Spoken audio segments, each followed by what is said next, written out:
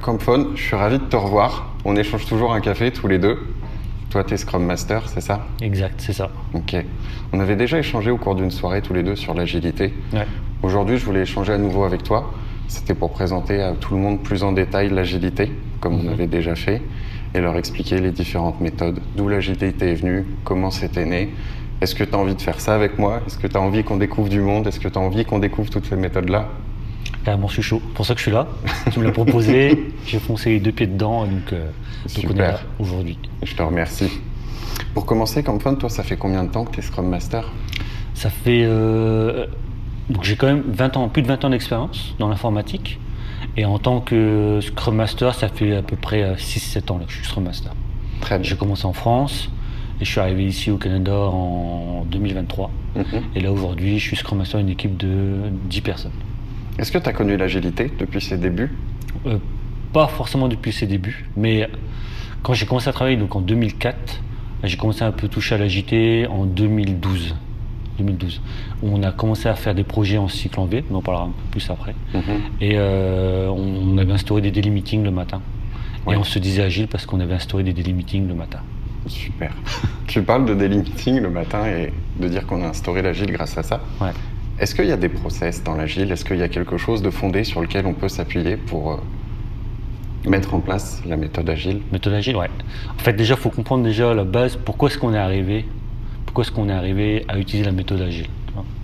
Et avant tout ça, tu avais une méthodologie de projet qui existait, qui s'appelle le cycle en V, ou cascade, ou waterfall, selon les pays, selon les organisations.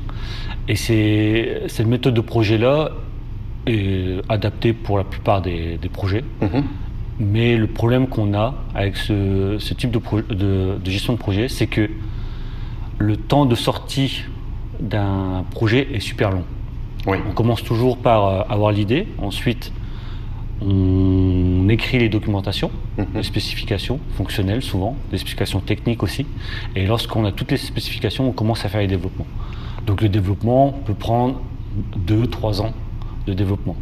Ensuite, il y a de la validation réalisée par des analystes QA, Oui. par le client. Et si le client est content, on sort en production le projet. Très bien.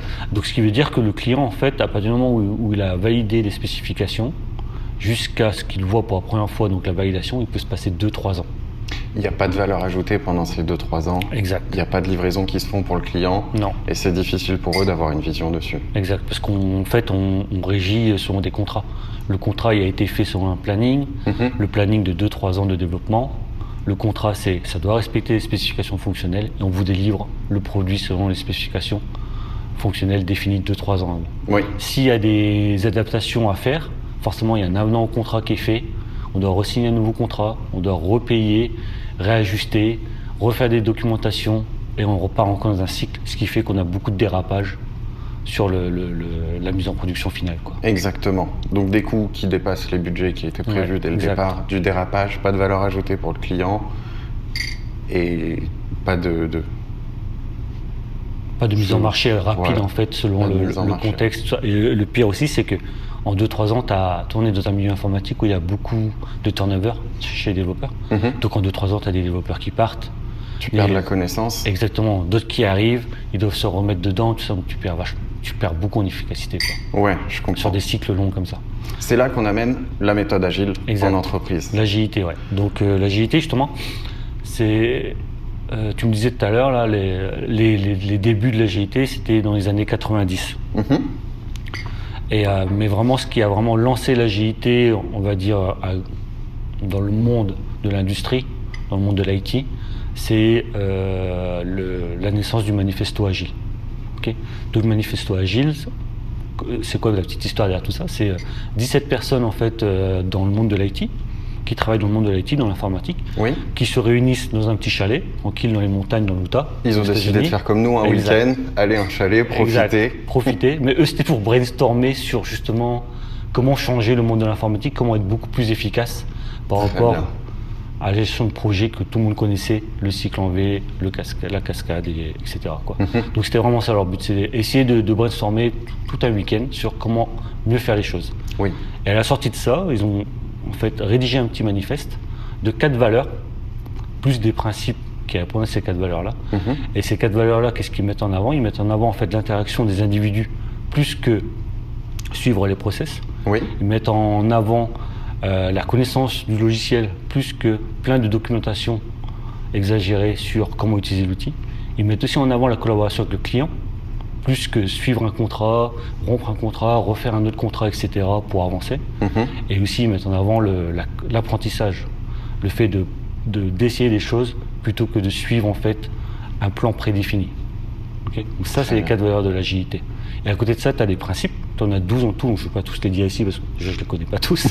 Mais tu as les 12 principes. Ce qu'il faut retenir, c'est l'auto-organisation de l'équipe, l'interaction entre les personnes, la collaboration, la communication, et main dans la main avec le client, et puis aussi l'apprentissage.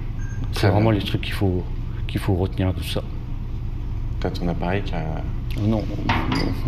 Il a fait un petit... Un autre principe aussi à retenir, c'est la collaboration avec le client. Ouais. Il faut que tout, pas seulement avec le client, mais vraiment toute la structure, développeur, product owner, scrum master, n'importe quel rôle dans l'organisation, il faut que tout le monde collabore. Tu parles de ces rôles, mais on en reparlera de toute façon exactement. Autour d'un autre café avec... C'est pas des rôles prédéfinis pour l'agilité, c'est ça qu'il faut comprendre. Oui. L'agilité, c'est un cadre de travail. Ensuite, à côté de ça, tu as d'autres cadres de travail, framework qui rentrent dans l'agilité. Ce qu'il faut retenir, c'est que la communication et la collaboration des équipes, c'est le plus important. C'est la base. Aujourd'hui, l'agilité est arrivée et le manifeste a mis des règles en place. Il nous a donné une bonne pratique, de bonne manière de l'appliquer. Mais c'est pas, comment dire, il n'a pas réinventé la roue. Non. Ça a toujours été la bonne façon de faire. En fait, c'est du savoir-faire et ça va avec le monde d'aujourd'hui, tu vois. On parle beaucoup de bienveillance, on parle beaucoup d'entraide. Oui. Et l'agilité, pour moi, ça va un peu avec le monde d'aujourd'hui. On veut faire bien les choses, faire les choses ensemble. Mm-hmm. Et si on se trompe, c'est pas grave, toi, on réessaye après, quoi. Et l'agilité va avec tout ça. On le verra autour d'autres cafés, mais c'est intéressant ce que tu dis parce que nos équipes, on est centré dessus et on fait en sorte qu'elles aient le bon cadre et qu'elles se sentent bien pour pouvoir délivrer de la qualité derrière. Exact. Et le manifeste agile permet de mettre ce cadre-là qu'il faut respecter.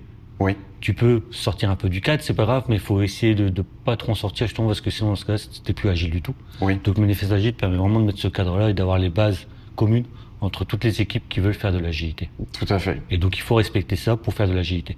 Et il faut pas oublier non plus que l'agilité, tu peux pas l'adapter sur tous les projets. Non. Il y a des projets qui s'adaptent plus ou moins. Okay. Et c'est pas parce que l'agilité existe que le cycle en V n'est pas une bonne façon de gérer un projet. Ça, faut le savoir aussi. Exactement. Et on y reviendra dans notre deuxième café où on présentera l'agilité plus en détail, les limites que ça a, quand on peut l'appliquer, quand est-ce qu'on ne peut pas l'appliquer. Et on partagera tout ça avec tout le monde. Carrément. Merci Comfone. Exactement. On se revoit au prochain épisode. Merci. Bon café. J'ai fini avant, mais à toi aussi. Allez, on garde.